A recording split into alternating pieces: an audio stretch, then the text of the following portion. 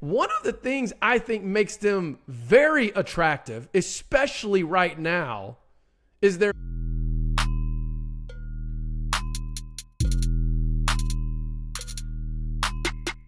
What's up, everybody? It's Trey Smith with College Game Time, back with another College Game Time YouTube video. Listen, today I'm getting into this UConn to the Big 12 madness as it is heating up.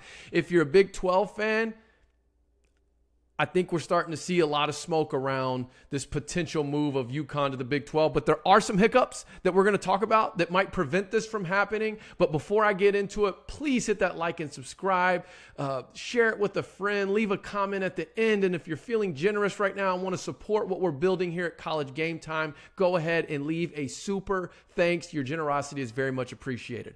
All right, let's get into this. So, at the end of last week, UConn landed a significant recruit with four-star quarterback Cole Welliver from Argyle, Texas.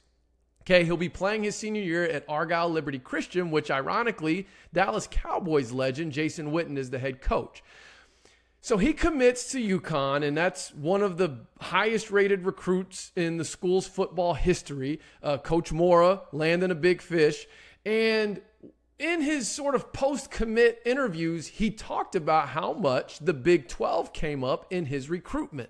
So obviously, if Mora and his football staff are using the Big 12 as leverage in recruiting, I get it. Coaches are going to say whatever they need to say to get kids in. However, if they're laying it on that thick, then that means there has to be some serious smoke there. Otherwise, you would think that they might throw it out there, but the way Welliver made it sound was they were talking pretty significant about if and when this happens, how big it'll be for the school, what it will do, and from his perspective, it was the cherry on top for his commit. But I want to remind you, UConn to the Big 12 in general, that's nothing new. That's not new with Yormark coming in. That's not new with the realignment and the shifting and moving and shaking that's been happening over the last year and a half in college football. Okay, back in 2016, UConn was trying to get in the Big 12. And one of the things I think makes them very attractive, especially right now, is their media market. So this that I have here on the screen is what they submitted back in 2016 to the Big 12 as it pertains to their regional footprint and their media coverage. And the things I want to point out to you is that they are sandwiched between the number one media market, TV market in the country with New York City, and the number 8 TV market in the country, which is Boston. And if you look over here down to the kind of in the bottom right, 12.6 million television households in the UConn vicinity. UConn is a power player in the Northeast. And yes, there is a ton of UConn alums out there that would just love to see this team in this program in a Power 5 conference. So, with that being said, what's the hiccup? The hiccup with getting UConn in for 2024 is this.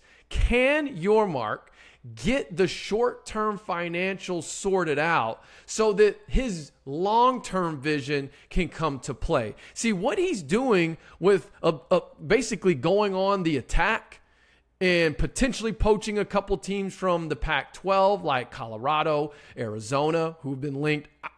I think we're going to see Colorado make the move. I do. I think it's going to happen in the next 2 weeks as well.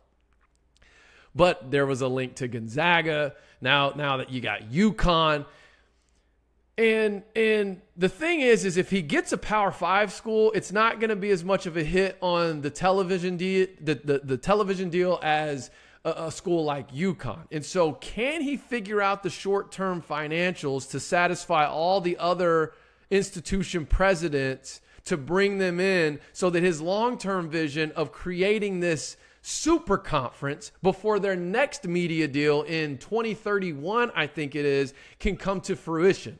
See, if he can build the SEC, the basketball version of what the SEC is doing or what the Big Ten has done on the football side, That's going to make them incredibly valuable as a conference. And the way to survive right now, it appears to be, if you're not in the Big Ten or the SEC, because football's always going to drive the ship, then you got to go get the next best thing and have a quality football product, but have the best basketball product. I think the bottom line is if Brett Yormark can figure out the short-term financials, adding UConn would be an excellent move right now for their long-term future of the Big 12 and for the UConn Huskies. That's it for today. Leave me something in the comments. Let me know what you think about this potential move of UConn to the Big 12, the positives, the negatives, and is it going to happen fairly soon?